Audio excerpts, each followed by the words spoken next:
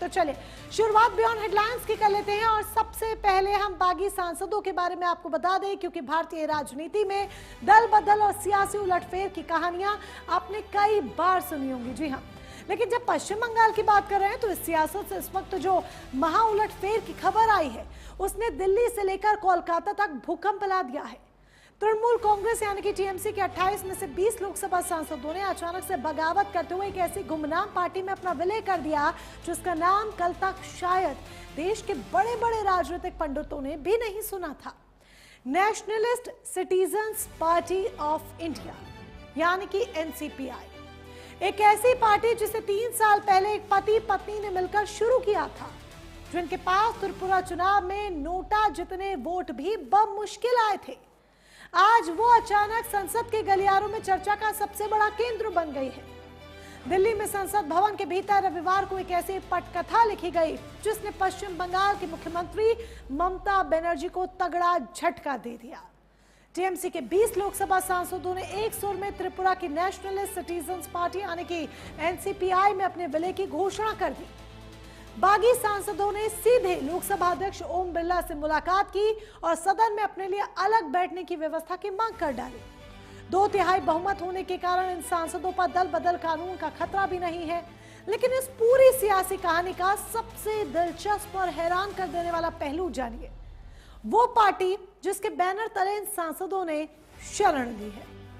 तो उस पार्टी के बारे में भी जरा जान लीजिए। जो इस पार्टी का पहले कोई वजूद नहीं था, वो पार्टी जो अचानक आज सुर्खियों में आ गई है। कैसे वो पार्टी सुर्खियों में आ गई है इन 20 बागी सांसदों के विलय के बाद, वो हम आपको यहाँ पर बताने जा रहे हैं। इस पूरी सियासी पटकथा के बारे में हम आपको बताने जा रहे हैं। त्रिपुरा की क्षेत्रीय राजनीतिक पार्टी है एनसीपीआई यानी कि nationalist citizens party of India. अब आगे जानिए, चुनाव आयोग में पंजीकृत है लेकिन गैर मान्यता प्राप्त पार्टी है। पंजीकरण हो रखा है यानी कि रजिस्ट्रेशन हो रखा है, लेकिन मान्यता नहीं मिली इस पार्टी को। 2023 त्रिपुरा चुनाव में प्रदर्शन किया इस पार्टी ने। 23 में जब त्रिपुरा में विधानसभा के चुनाव थे तो एनसीपीआई ने अपना प्रदर्शन किया। पति पत्नी ने मिलकर ये पार्टी खड़ी की। 4 सीटों पर चुनाव लड़ा। चावमानू, अंबास, करमछड़ा और कैलाशहर, ये वो 4 सीटें जहां पर एनसीपीआई ने चुनाव लड़ा था।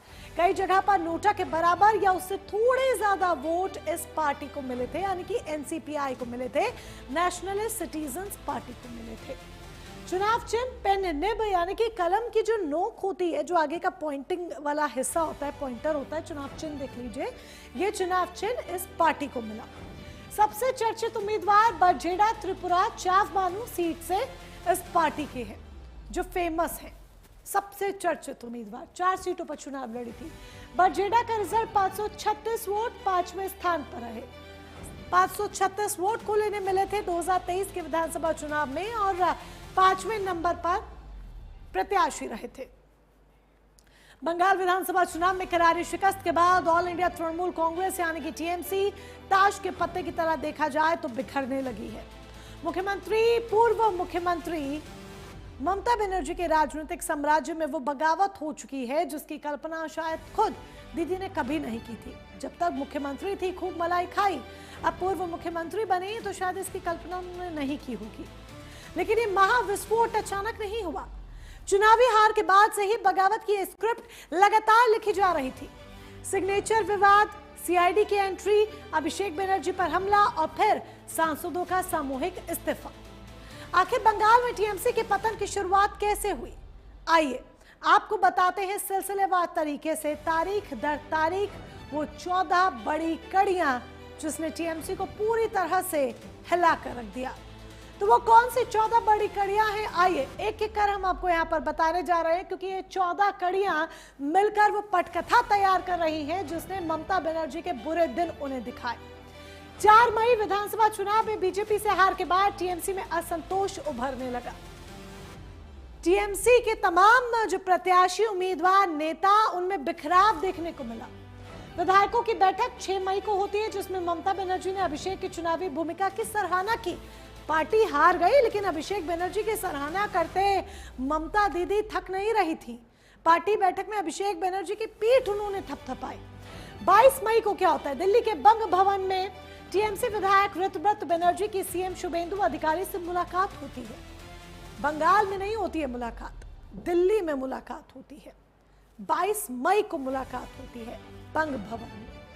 ऋतव्रत और संदीपन साहा ने स्पीकर से औपचारिक शिकायत कर जांच की मांग की 27 मई को कि औपचारिक तौर पर पूरे मामले की जांच पड़ताल की जाए, निष्पक्ष जांच पड़ताल की जाए। ऋतव्रत बनर्जी मुलाकात करते हैं शुभेंदु अधिकारी से। संदीपन साहा का उन्हें सहयोग मिलता है, जो पार्टी में दिग्गज नेताओं में उनकी गिनती होती थी। सीआईडी ने हस्ताक्षर विवाद में विधायकों से पूछताछ शुरू की। कब? 29 मई को। सिग्नेचर विवाद ने ममता बनर्जी के उल्टे दिन शुरू किए। 30 मई को सुनारपुर दौरे के दौरान अभिषेक बनर्जी पर भीड़ ने हमला किया। भीड़ बेकाबू होती है और अभिषेक बनर्जी को मारती पीटती है। 31 मई को ममता बनर्जी के आवास पर बैठक बुलाई गई, जिसमें से 80 में से 20 विधायक ही पहुंचे, 60 गायब थे।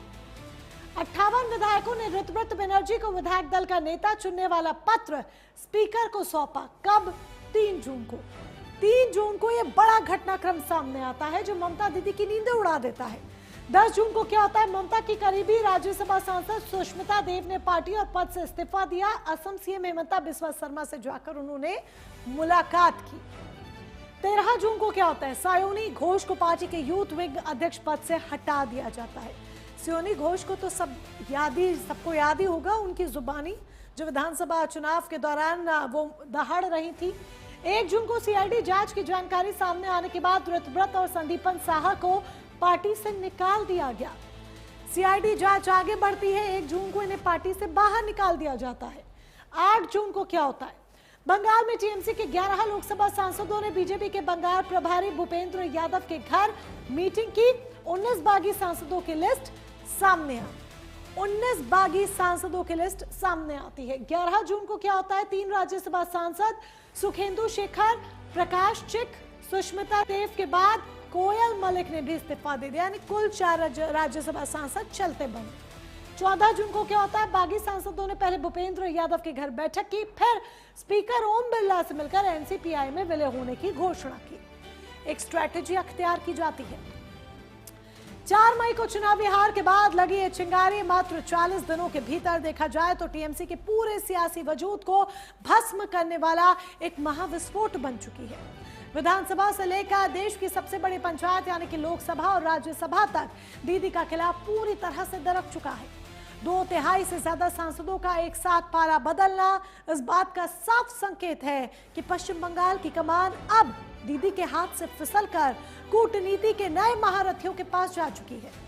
अब देखना यह होगा कि इस महाटूट के बाद ममता बनर्जी अपने बचे हुए कुनबे को आखिर कैसे बचाती है और एनडीए के पाले में गए ये बागी सांसद बंगाल की राजनीति में सत्ता परिवर्तन का कौन सा नया अध्याय लिखते हैं, जो एनसीपीआई में जिनका विलय हुआ है, जिन्होंने ओम बिरला को पत्र भी लिखा और